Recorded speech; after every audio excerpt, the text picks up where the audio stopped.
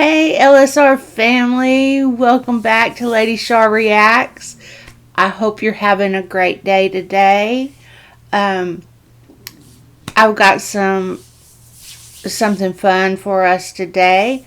Another Z Frank 1 True Facts video. It's been a while since I've done one, and this just dropped yesterday, so let's get into this. Oh, if you haven't subscribed to my channel, please hit the subscribe button.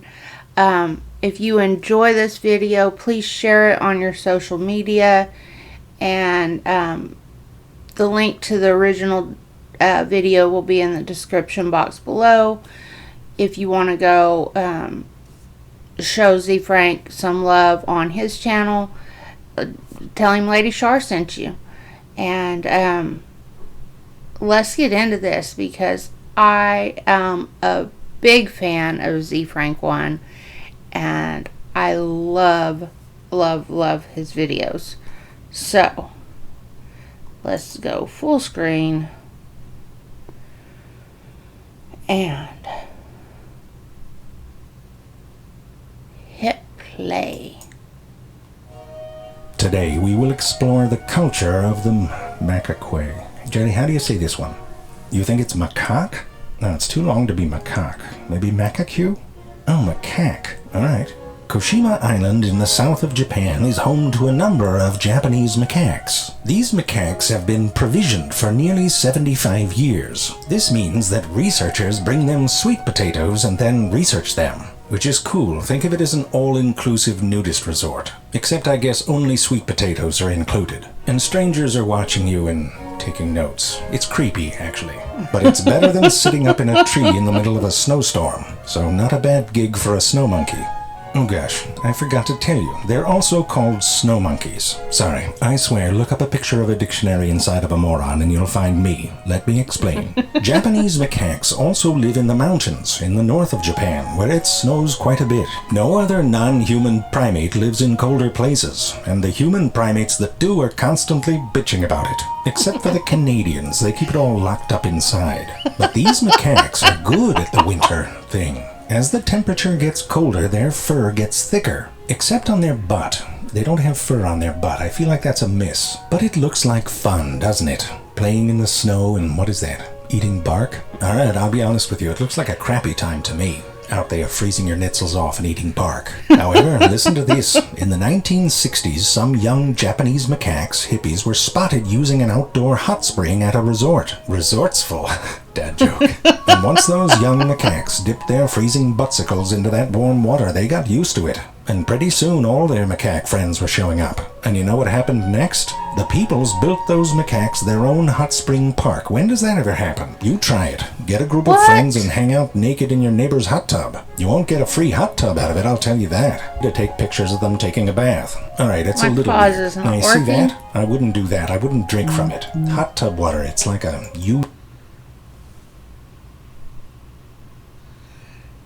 Okay.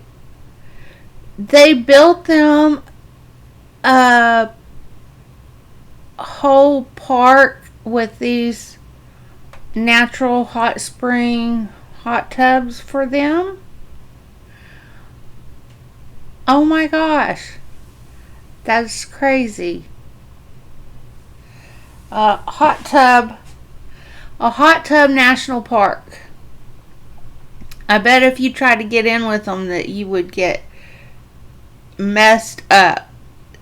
They look all cute and furry, but I bet they would mess a person up. You can get out of my hot tub before I tear your arm off. soup. Who knows what everyone's doing in there? Like, look at these three. The one in the middle's totally peeing. He's trying to be low-key about it. And the one on the right keeps looking over. He's onto him.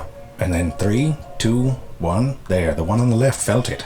Hot tub got hotter. Meanwhile, this one's warming up his noodle on the hot water pipe, and then she comes along and says, "I'll take it al dente." She's clever like that. And they get right into it, and they're both balancing on the pipe, and that's not a euphemism. And it doesn't last that long, maybe because it's cold out there and they both want the pipe, again, not a euphemism. But she sits upright, probably because it feels good on the swelling. Oh geez, I'm sorry, I forgot to tell you about the swelling. I'll explain after a brief message about our sponsor. This is not your ordinary monkey in a bathtub. This one's pissed off, or yawning, I can't tell. This is Hit Monkey, a new highly accessorized character in Marvel Contest of Champions. A free-to-play fighting game that you can play in your bathtub. Hit Monkey joins a gigantic cast of animal-based characters, all of which... Okay, Hit Monkey looks like a man in black, right? He's like, the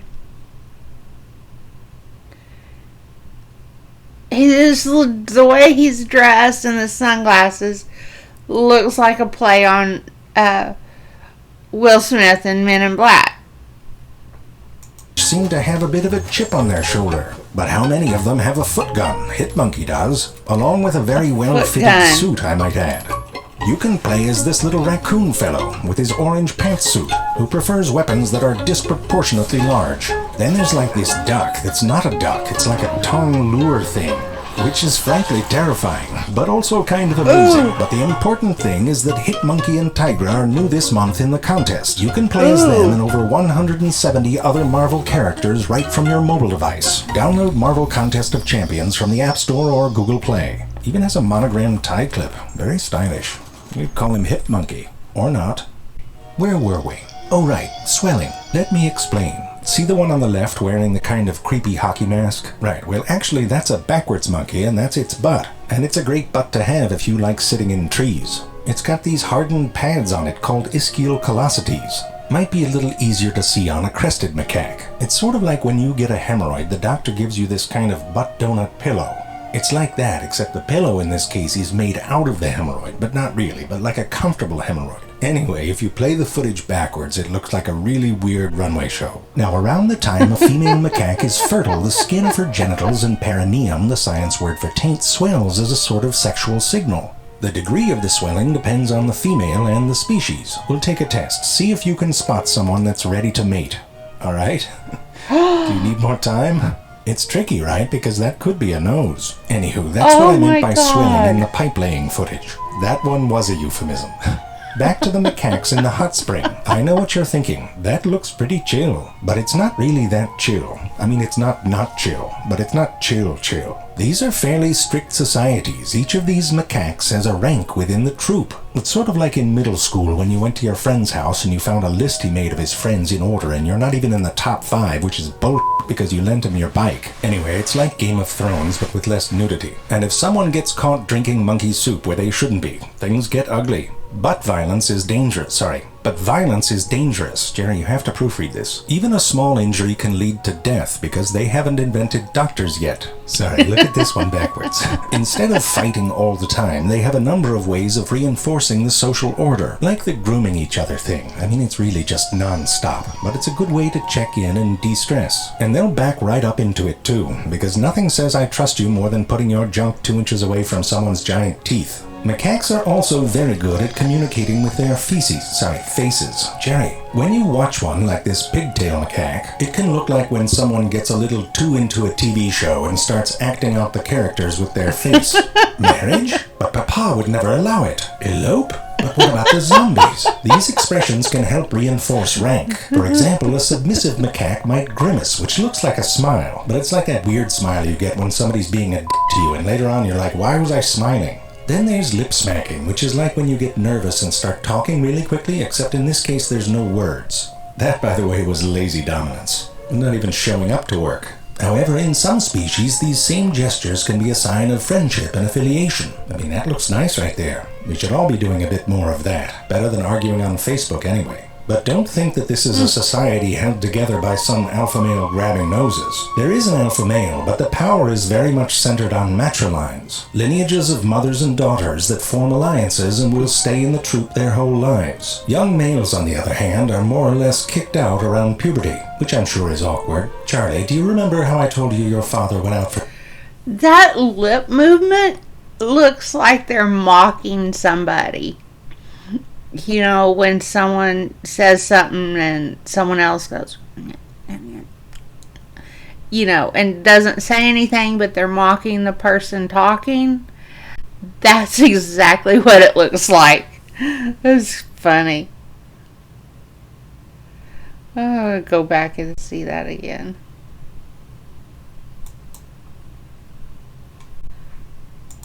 Young males, on the other hand, are more or less kicked out around puberty, which I'm sure is awkward. I Charlie, didn't go do back you far remember how I enough. told you your father went out for cigarettes and never came back? Yeah? Well, I'd like you to get some cigarettes now. So anyway, what might appear to be a bunch of monkeys peeing in a pool getting all handsy with each other is actually a very nuanced little society. They managed to get their own hot tub. What else are they working on? Macaques are smart. Long-tail macaques figured out how to use stone tools to crack open shellfish, and then they applied those techniques to a new food, oil palm nuts. And what's more, it seems that some troops have their own preferences for types of stones. So what about Japanese macaques? What sorts of things are they learning and passing down? For that, let's go back to the snow monkeys that live on the beach. The ones that probably just ordered 2 sweet potatoes at some point, but Instacart delivered 2 duffel bags worth instead. You know it's happened to you. So in the 1950s, a 1.5-year-old dead macaque was Jerry, is this right? It was dead? Oh, I see. It has since died. You can see how that's confusing. In the 1950s, and not dead yet, but can we just leave the dead part out? A 1.5-year-old macaque was observed washing a sweet potato in a freshwater stream. And this was a brand new behavior. They named this macaque Imo, which means potato. And that's why you have to be careful about what you get caught washing, by the way. Might be your nickname. That's what Josh Balls and the Sex Spectre always told me. This new behavior spread, first laterally to Imo's siblings and playmates. The kids always start the cool trends. Then it was passed up to the mothers. As it spread, the behavior changed and they started taking the sweet potatoes to the salt water of the sea. The washing continued there, but some started to dip between bites. They were using salt as a seasoning for their potato, 2/3 of the way to a French fry. Get these guys a deep fryer. I'm sure a few might fall in, but that's how I learned to swim. Now, in the first generation of potato... How freaking cool is that they figured out that rinsing it in the seawater made it taste better than rinsing it in the fresh water.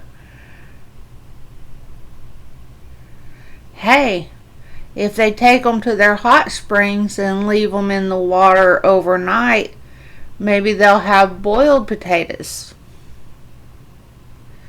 Then we'll have monkeys cooking in a crock pot. Kinda. Potato washers, this behavior spread from the youngsters to the adults. In the next generation, however, the babies learned from their mothers, watching as they were carried along down to the water's edge. But Imo was not done innovating yet. She's like a little genius monkey. In addition to the sweet potatoes, grains of wheat were scattered around the beach. Imo figured out that instead of picking up the grains one by one, which is a huge pain in the butt, she could scoop up a bunch of sand that had grains in it and bring that over to the water. Toss that in and the wheat grains separate out. Kudos to her, I wouldn't have figured that out. I'd still be back yelling at whoever scattered the grains in the first place. I mean, who does that? It's like saying you're gonna bring Pringles to a party and then crumbing them all up and shoving them in your pants. Sure, technically you brought them, but nobody wants to eat them that way. Anyway, Imo died many years ago, which is sad. Who knows what else she might have come up with. But her innovations gave us a peek at how macaques learn new things, and how those learnings become traditions that are passed down through the generations. Perhaps the building blocks of culture. So it's macaque, alright. But the genus name is what? Macaque. We'll throw macaque up on the screen. Okay, macaque, I see it. Jerry, don't do that. Leave macaque where it was. Don't play with it. Remarkably, Raspberry here has learned how to use a stick to... Oh, no, she's just being a to Pepper. You can't use that.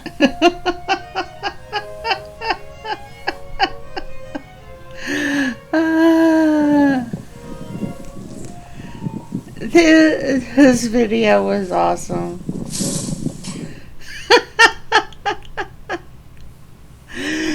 Okay, guys, that was the Frank One's True Facts Macaques. I didn't like it quite as good as the giraffes, but it was very informative and funny. So you guys go show him some love. I'll put the link to the original video down in the description box. And thank you for sticking with me. I hope you stayed till the end. This was a very good video. And the proceeds goes to help wildlife. So if you want to do that, please go to Z Frank One's channel and show him some love, and he'll have information on how you can contribute. Thank you guys very much for watching. I'll catch you next time on Lady Shar Reacts. Peace. I'm out.